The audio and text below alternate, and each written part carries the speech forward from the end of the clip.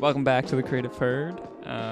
Today I am sitting down with Ryan Owen. Back again on Hello. the pod. Round 2. I'm so excited. How you doing? Good, man. Cheers. Thanks for having me. Been trying to hook up for a while. Let's do another one. We're here. We're doing it. Yes. What's Very going excited. on with you recently? That's Have you a been good question. in the grand scheme of life? I mean, I try and think about from the last time that I was over versus now.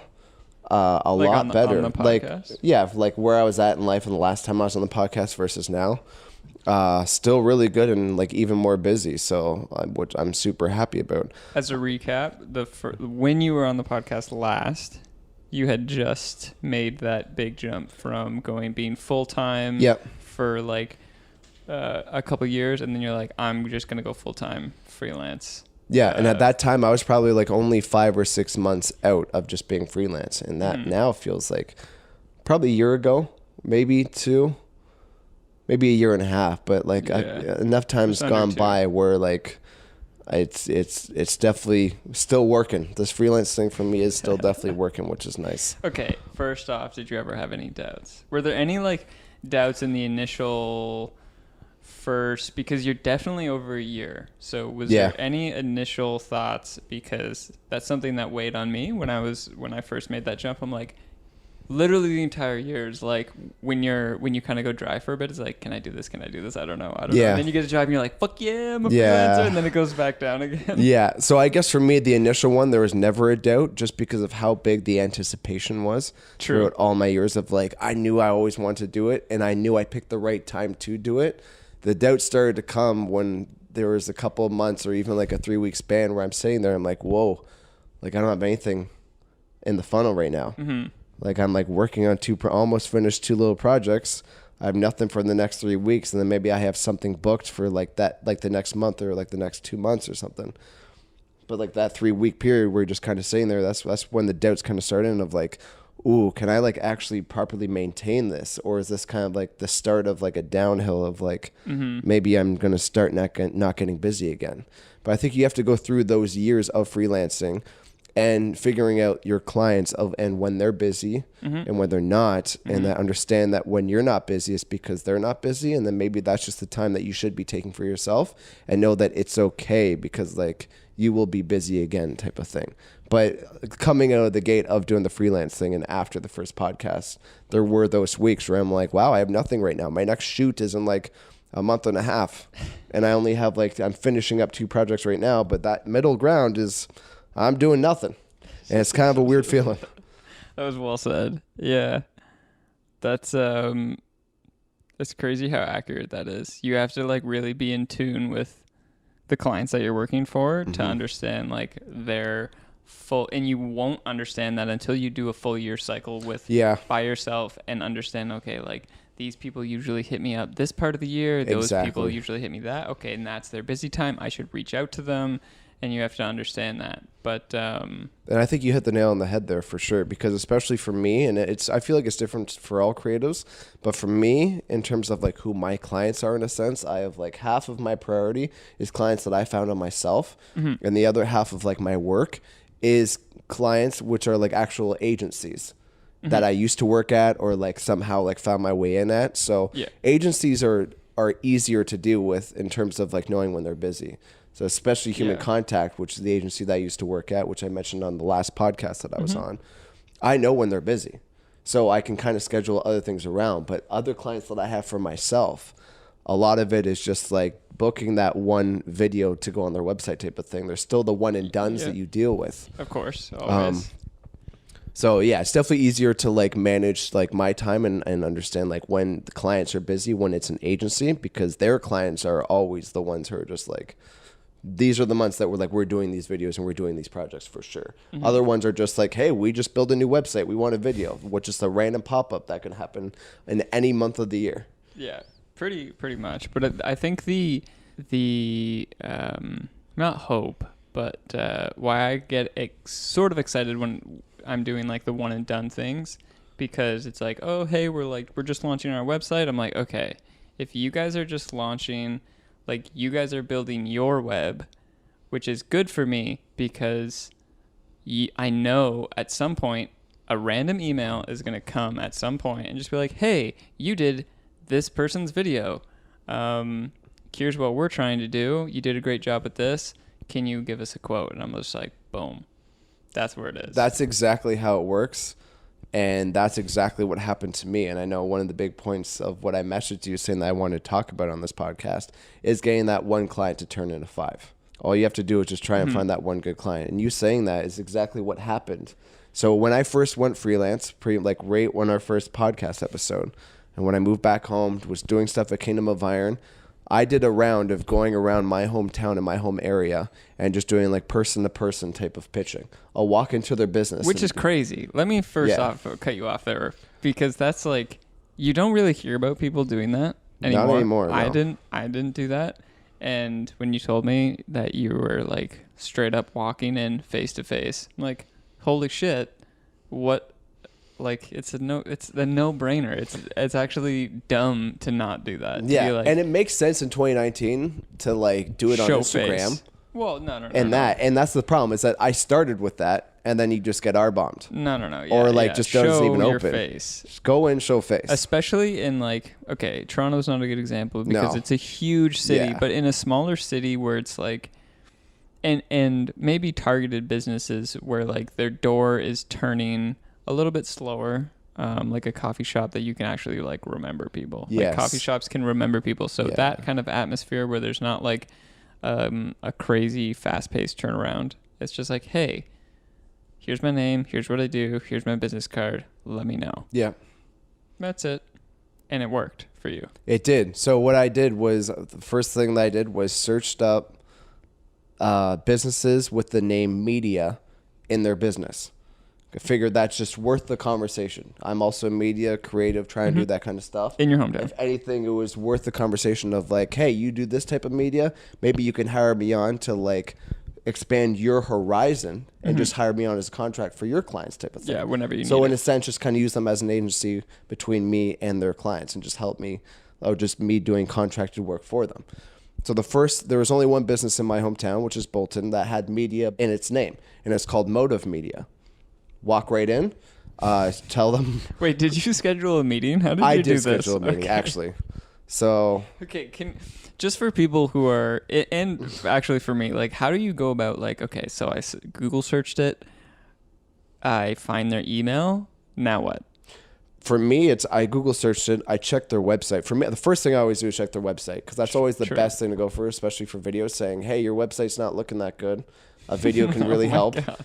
Don't word it like that, but if the website's not good, then you know you have a chance. Like, you have something to pitch for them. Yeah, being like, hey, true. Tell them the importance of it, of like, obviously like being on the web and being on the internet, and how video within a website can help that, show personality and character within your business, rather than just a whole bunch of words on your website where people are going to forget anyways. If you have a video on your website and they see you talking, or your team talking, or like they tell the story of what you guys do and what you guys are about, then that definitely goes through a lot better. So what I did was I searched Motive Media. I realized that they were a printing company. So they did a lot of like vinyl prints for trucks and even indoor business spaces and stuff like that. And their website was looking pretty good. They had lots of pictures, and their workspace looked really, really cool. So I walked in there, gave them a quick little pitch about like who I am, the clients I've serviced before. So dropped some big names like Shoppers Drug Mart and like other stuff like that, because that always makes these types of clients happy, of like, oh, you're not just some kid, like you've actually been in this and you know what you're doing. And from that, they're like, you know what? Like, we are trying to hire some people, and we're having some problems with that. So I think we should like try and make a video of just showing the place, showing the vibe, and like why people would want to work here. And they wanted a quick turnaround for that. So I did a 4-day turnaround. It's a fun thing to shoot. A year later, I get a call from one of their clients. It's a transportation company. And they're like, hey, we saw the video you did for Motive Media. We're doing our website. We want a video, which is why I kind of transitioned into Okay, this. so how did that company know To go to me? That company knew Motive Media? Correct. That company is one of Motive Media's clients. Okay, that's the link from them. Yeah, so that's the link from them. So I get an email from a business called TrailCon saying that they saw the video that I did for Motive Media. They really liked it, and they wanted to like try and see if I can do a video for them. within the first 3 minutes, I gave her a call of like getting that email, because I feel like that's super important. When there's someone on the hook, you have to like jump on it right away. And giving a phone call, I don't know what it is, but I'm actually like trying to encourage my clients even now to give, I guess it's my responsibility, but like leave your phone number everywhere, be accessible by phone, because it makes such a big difference. It does. Oh, 100% it does, for sure. And that's why I wanted to start off that client relationship was the phone call. So you got an email and immediately... Yeah, right away gave her a phone call, and she loved that. And it's funny because that turned into... So let me just kind of recap. So it started with Motive Media, another company, saw that video saying, oh, cool, we want a video done. I actually hired Mike Timos for that one, for the TrailCon video. He kind of helped me out with that, so that was sick. Shout out to Mike Timos, he was on the pod. And then from that, the marketing manager for TrailCon, she sits on a board for all the, an organization within transportation called the TTC. So the TTC? Yeah, but not like the TTC down here in like Toronto. Oh, what the fuck? It's kind of like a non-for-profit for the whole transportation industry. Okay. And they run events like networking events and all that kind of stuff. So it went from Motive Media to TrailCon to now this big industry event, where from there I even met like 3 different groups of people that I'm making videos for. Is this so you attended some conference for these people? Yeah, so the first one I've done 5. I just came back from the 5th event, so that I've done with the TTC. So yeah, so far I've done 5 events with the TTC.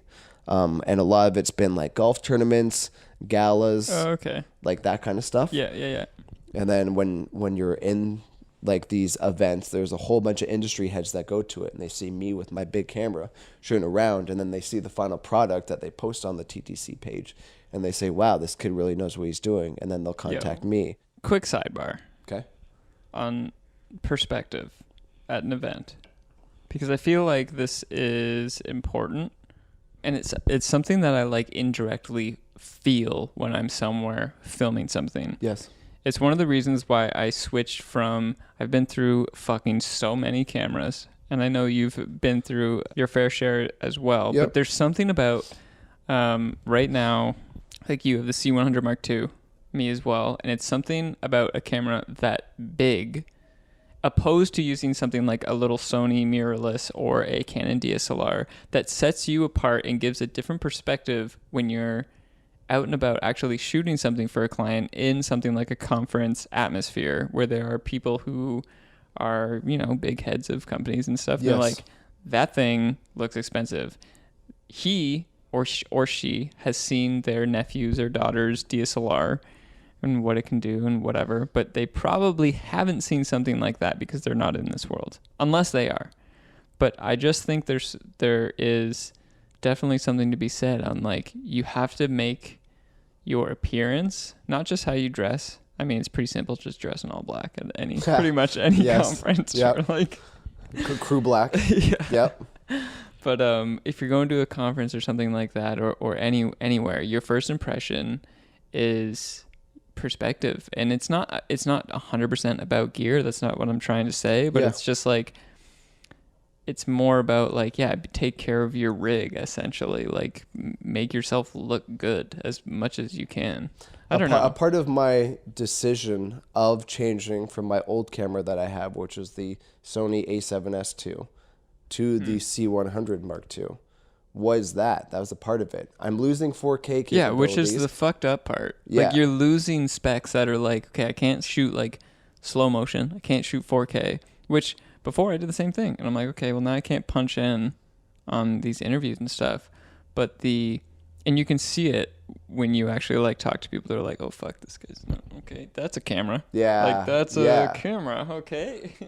Yeah, exactly. So that's what I was saying. Like, part of my decision of like leaving Sony, because I didn't like it. It didn't suit me that well. But going to the C100, which in a sense would be a downgrade from the spec options that are out there on the market, is that fact being like, I love going into a client's, like going onto a shoot and pulling that out, and then have the client's look of like, okay, it's not just some like little DSLR, or even the Sonys that look like even smaller than that, where they're just like Because then in their head, let's just say you're charging good money, like a $2,000 shoot for like a website video, still kind of like a pretty standard price if it's a one person full service type of thing. Yeah. Why am I paying you $2,000 for a camera that looks like I can get for $200? When I bring this thing out, they're like, oh, that's like a video camera. I bring out my cinema lenses to like that fit on that. They're like, okay, this guy like knows what he's doing. Yeah. For sure. Yeah, I guess it's like that. You have to understand, I guess, like, yeah, that's what they're looking for, to be like kind of blown away. And that's my point. You still have to make sure that you're going to be delivering a good product. So like I wouldn't have 100%. downgraded to this just because 100%. It looks big, even though it like shoots a lot of crap. This is still a 4K camera, but it just gets down res to 1080, which still makes great sensor. Yeah. Which still makes the image quality like super good, and it is a cinema camera. So like it's the made colors for on this. It's like it's made for video. It still provides like a great product to the client. Yeah, I guess. And it looks better on the outside to the client perception, which is what you were getting at. I guess what I was like really trying to get at was that, but it was just like anybody out there, like, don't get caught up in like the specs. You have to actually understand like the other side of it, because if you pull up to a shoot with like a tiny little mirrorless, think about like what they're going to think about. Yes. And it's like, that's very important. Yeah. But on the flip side too, if it's your first shoot, that's where it can get kind of scary, where like your client will be kind of like, oh, what the hell's going on? If you have a good portfolio to back you up, they're like, then maybe they'll kind of see past that, being like, exactly. I know what I'm buying into. I know the quality that I'm going to get, because like, yeah, you can still show up to a shoot with a Sony A7S II, even though it looks like a dinky little camera, but you're still going to get a good quality and good product out of that. True. But it is the fact that if it is the first client, you might have to deal with that kind of weird-eyed look of like, whoa, how did you charge me so much and that's all you brought? What do you mean? True. It is a very good point. Yeah. That is a very good point. Sorry, that was a longer sidebar than I thought it was going to be. But, no, but I think it definitely still makes sense. Hey, Winston. I think it definitely still makes sense in that event type of space though as well, because you're dealing with so many other like big head professionals that probably like own their companies or are very high up and can make decisions in their companies, where like those are the people that you do want to impress. Of course. So you should go out there with like a nice rig, obviously act professional, get a good product, but like, yeah. And of course, being all black. Yeah, all black, crew black. To backtrack a little bit, essentially that story was about getting the one client and prioritize every single client as it could possibly enter a web of other clients if you do good. That should be the mindset. And in some cases it'll work out. Some cases it won't. That's life. But in this case, it actually did spiral and go into this huge web of like, okay, now you're at Motive Media, and then all of a sudden you're ending up at conferences and golf tournaments within like different industries too, which is the crazy thing. Yeah, so I like started off at a place industries. that was just about like printing vinyl stickers on like trucks and like inside businesses just to like liven up their like culture and stuff and their space, to like doing some real estate shoots for these big industrial buildings. That was the stretch of like the different industries that I'd be going through. But it's because of someone knows someone knows someone knows someone type of thing. You never know, like the one-off video might actually be a one-off video, but the people they know might be the monthly income contact that you need. Yes. So it's like you don't know, and you have to approach pretty much everybody equally, and that's just being a freelancer of just like, okay, burn no bridges. Like, yes, that's pretty much it. No, and that's it, especially when you're starting too, right? That was the very first business I walked into when I moved home because of Kingdom of Iron, and I'm like, okay, I want to try and like actually get my own set of like clients.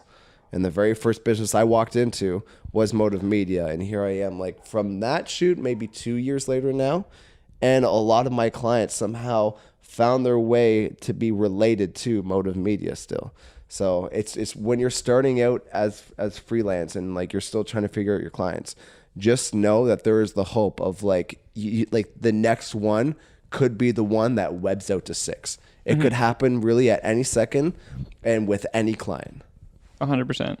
Is there any sort of like what's the perfect mix that you could do I don't think so. I think in a sense of like making that web happen, that's not making the web happen isn't in your control, but like maintaining the web, I guess, in a sense, is in your control. The only work that I put in for that web was just making that first video. Because in a sense, I didn't lift a finger to get any other leads off of that first video. The video itself is what got the leads for me. That wasn't me trying to like, oh, you know this person too, let me get in contact with them. True. It's no, they saw that video. They're like, ooh, I like his style. We want something like that. Let me do that. And that led to different businesses and different like projects that she was working on at TrailCon that got me all these different other opportunities too. Perfect. That goes to my favorite like morale right now. Actually, not right now. It's just like forever. You put as much work into a video or a project, and if it costs like $5,000, make it look like 10. Yeah. And cycle. Cost 10, make it look like 20. And with that, like you'll always get something that'll be like, oh, I really liked that video, because you know that you actually put effort into it, and it kind of feels good. And I feel like for creatives, it's easy to always put your best forward no matter what the price is. And I don't know if we talked about this on a previous podcast, or maybe this is a different guest that you had on, but it was the theory of like, if you're a creative and you get hired for a job, even if it's like a $300 job or like a $1,000 job, you're probably still going to put as much care into that video, depending on timelines and stuff like that. But if it's a project that you like, it's a fair timeline, really doesn't matter on the price. You're still, I don't know of a creative that be like, oh, I'm only getting paid $300 for this, so I'm not going to like do the best type of thing, the best that I can do. Because no matter what the price tag is, it's going to still be your name that's on that video or on that project. And that one video in a year or 2 years down the line can get you a really cool opportunity somehow indirectly that you don't even know about. So that's why I'm like, doesn't matter how much like you're working for and what your rates are, whatever, you should always be putting like the best product out there, because you don't know whose eyes are going to see that and what type of opportunity that can bring you. Straight facts. Yeah, I like that too. Straight facts, yeah. You like that, Winston? Winston is literally sitting on Ryan's lap. He's never laid this chill on me before. He's I'm kind of just surprised. He's This is chilling, nice. man. I mean, it seems really, for somebody who's just making a jump to freelance, it's a lot more intimidating than the jump that you made, because it wasn't really like an all or nothing scenario. Correct. Like you had already had your toes in it for a long while. You were doing your own work, and your company was nice enough to kind of like transition you out of it. Yeah. And you had pretty much, I'm going to call it best case scenario. Yes.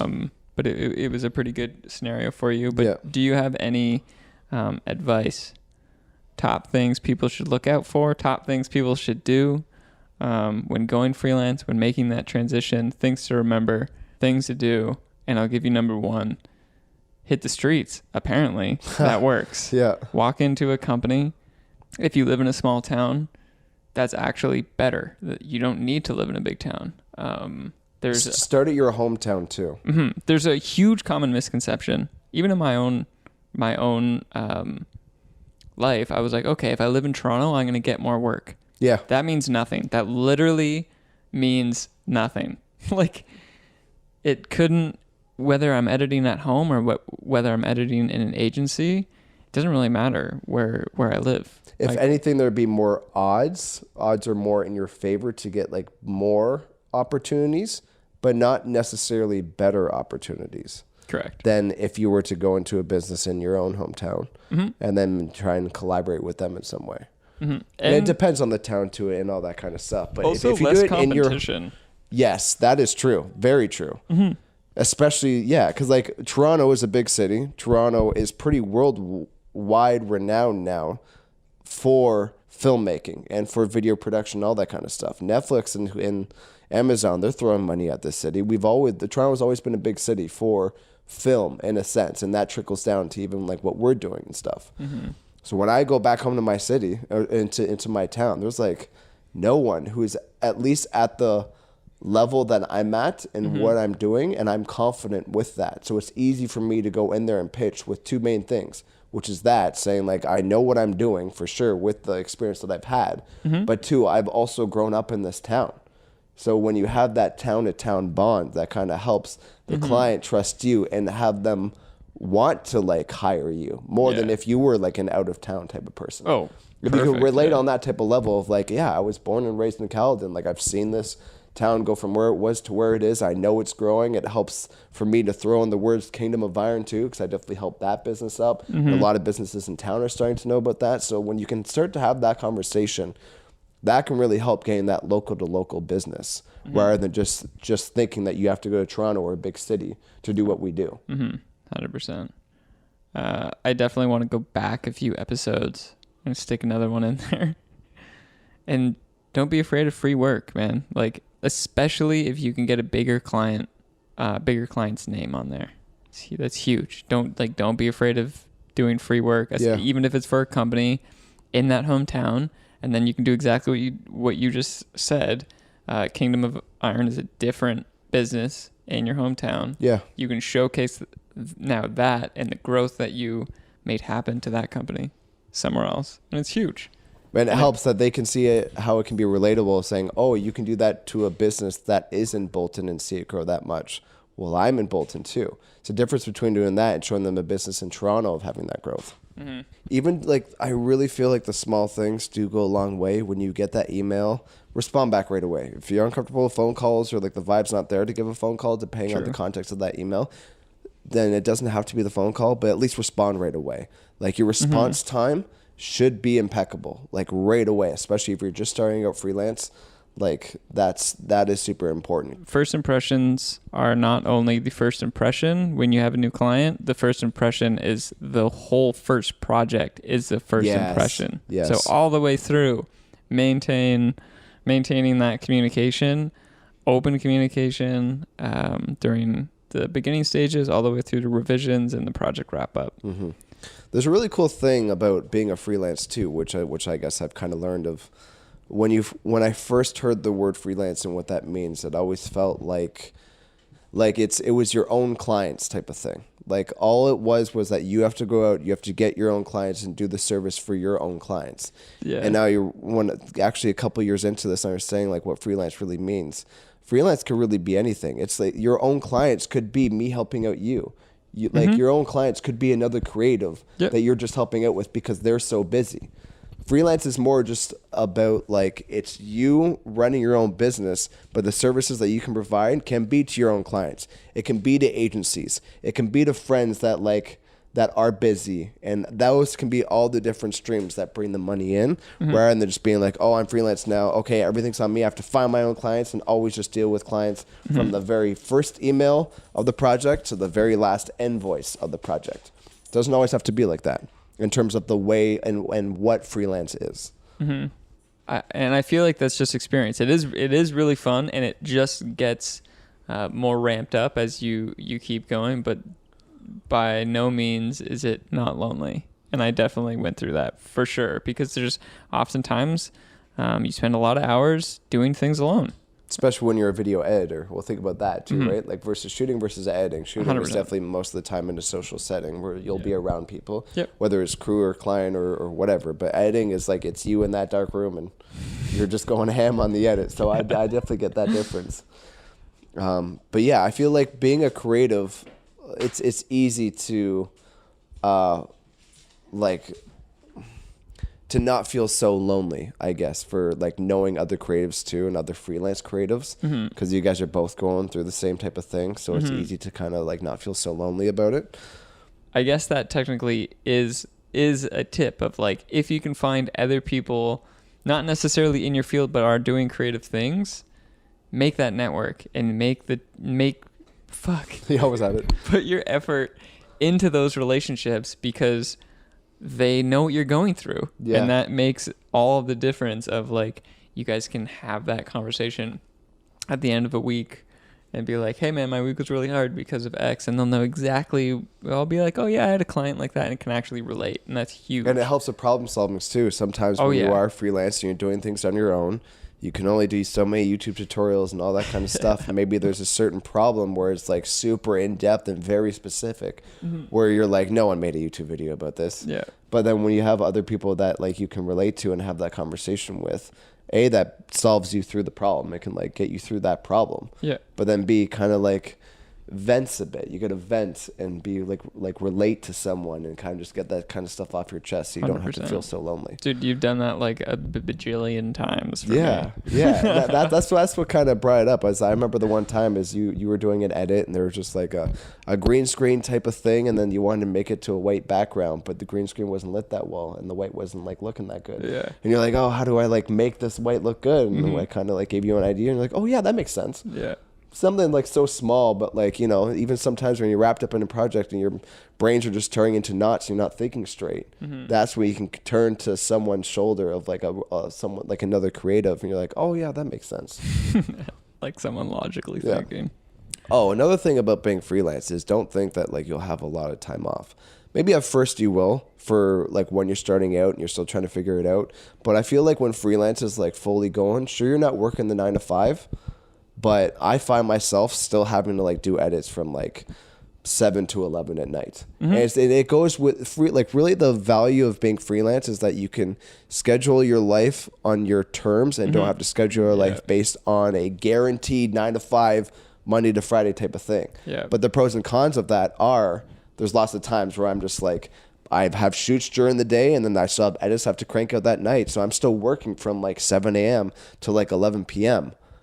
Instead of just going to the 9 to 5 and being able to clock out. But then Yeah. at the same time, I can still just like take a day off if my schedule Allows allows it. Yeah. So there is that kind of balance for it. But don't think you can do freelance just because you'll solely have the flexibility. You'll just have more flexibility than being in a 9 to 5. And I feel like, at least for me, a big part, like when I was like younger, I'm like, yeah, the first initial thoughts of like me going freelance was I have strictly that. so much time. Like free time. Yeah. I'm like, oh, I have so much free time for myself now. Like, don't have to be stuck in a 9 to 5. And now that things are actually like going, and like you have to understand like how to, like you maintaining all your clients and how much You have more no goes into free freelance. time. Yeah, how much more goes into freelance than just the actual creative craft that you do. Yeah. And all that kind of stuff. Understand that like you won't have more time, but you can be a bit more flexible with your time than being stuck in that 9 to 5. To that, like when I was full-time freelance, I think I worked longer hours, well, hands down, when I was full-time freelance than I am now. I work 9 to 5 full-time editing. Yep. But now I have the toughest time scheduling dumb shit. What do you define as dumb shit? Like literally, I need to go to Service Ontario. I need to get a haircut. I need to go to the dentist. Yeah. Everybody is on the same schedule. Yeah. And when I was freelancing, I'm like, oh, I'm just going to go. Yeah, I'm just going to leave. Because I know I'm going to be back in half an hour. But it's like when you work 9 to 5, it's this huge ordeal. Hey, Yeah. hey guys, I got an appointment. I got to go to the doctor's. I'm not going to be here today. Like, it's just this whole ordeal of like straight up nonsense, which in the grand scheme of things, it's not really nonsense, but it's just something that I'm not used to dealing with because I would just leave. I don't need to tell my clients that I have a dentist appointment. Like, And you've mentioned this before, especially when it comes to the creative process. It's hard just to sit down at 9 and be like, cool, I'm feeling creative right now. Let's go. It's not how it works. And especially with editing, when you're kind of like watching through edits a lot, and your brain just gets fried. And you're like, oh, I just need to like leave my computer for like half an hour or an hour. Go run one of those errands or something. exactly. Come back with and fresh it's eyes. actually helpful. Yes. It's actually helpful at that point. Which is not something that businesses in like a 9 to 5 environment are condone. Yeah, they don't like that. No, they're like, why are you We're okay? paying you for the hours 9 to 5. Be here, work. Exactly. It's yeah. I definitely still suffer with that, and something I just learned. I mean, I learned it before, but it's just like such a wake up call. I worked a lot of OT hours this past week, and it's funny how like just because you're working OT doesn't mean the same amount of work is getting done. Yeah. The more OT I worked and the longer I worked, the slower I got because my brain was just like shutting exactly. down. Like Exactly. it was so dumb.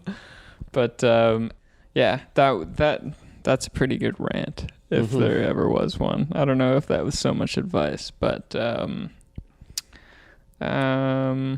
yeah, I think most of this episode was touching on aspects of first impressions and perspective. That gear thing was cool. Yeah. Yeah, that gear perspective. Yeah. And then the client webbing. Yeah. Hopefully that turned out okay. Yeah, which is kind of related to first impressions. So yeah, never underestimate everything and kind of think through things in a bigger picture sense. But I guess that's a kind of a good recap. Is there anything that you want to say? Always put 1,000% into all of your edits. It could be something as small as like a little Instagram post that you're doing for a client or like a full-on website video.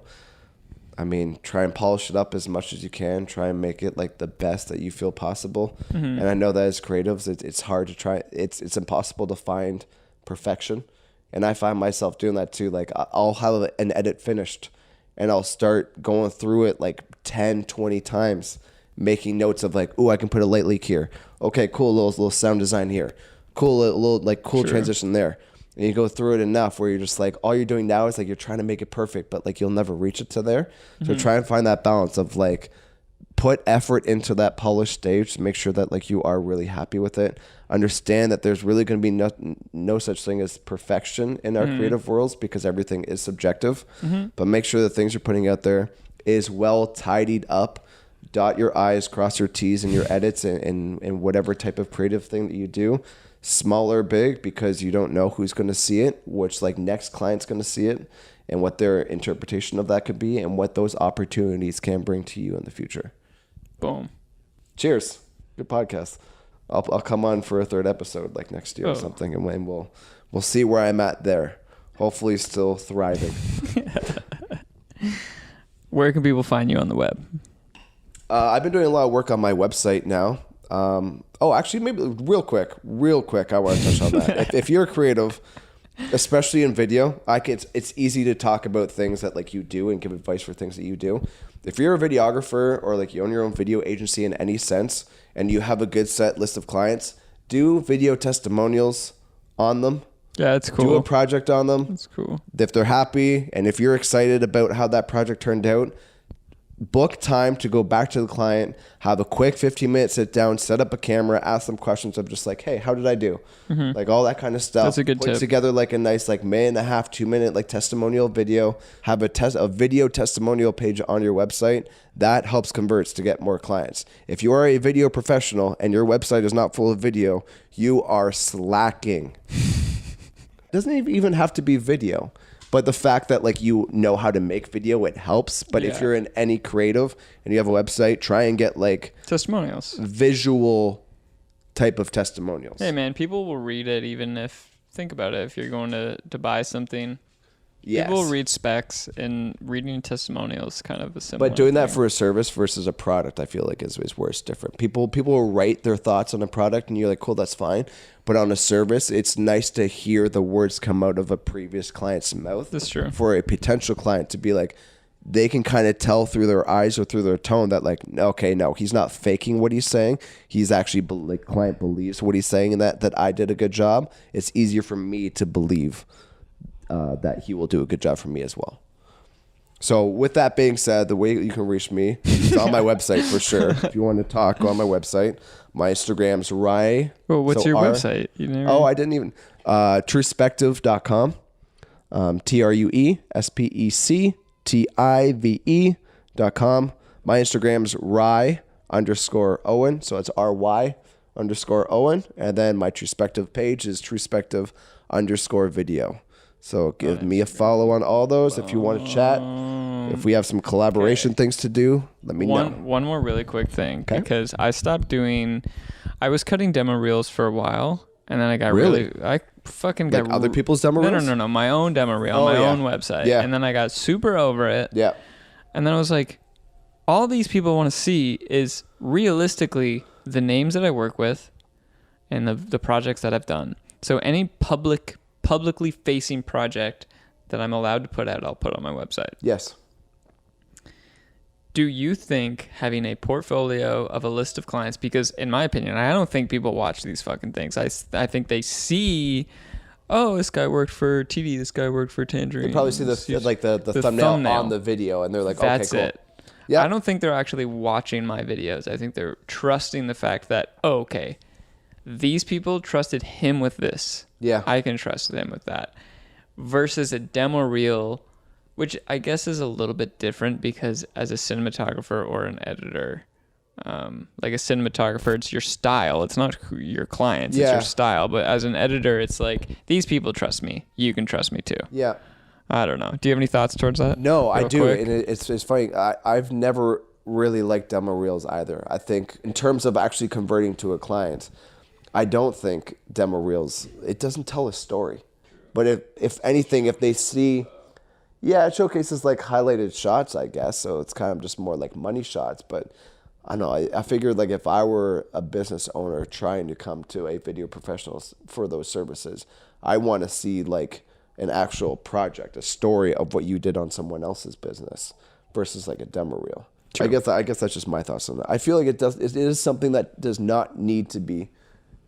You don't need a demo reel to get clients. True. You need a portfolio of projects that you worked on, and maybe testimonials and all these other aspects to get the clients. So I really feel like you don't need a demo reel nowadays. You certainly don't need a resume. That's something I'm huge against.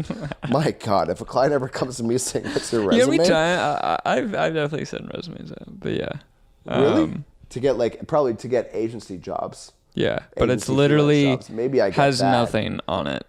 Yeah, Just my website. so It's basically weird. just a blank page with my website on it.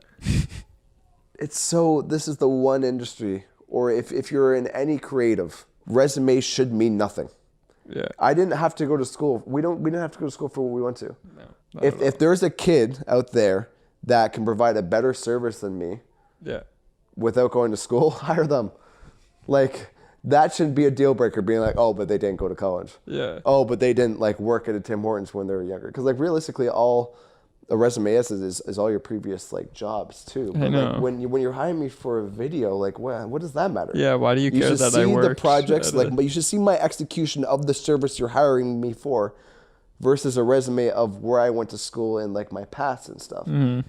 I can see how that's like a resume makes sense for like corporate businesses, but for creatives, it's just like it blows my mind how it's still a thing. It blows my mind how like people are still like, oh, let me see a resume. I'm like, I haven't made a resume since like 2015.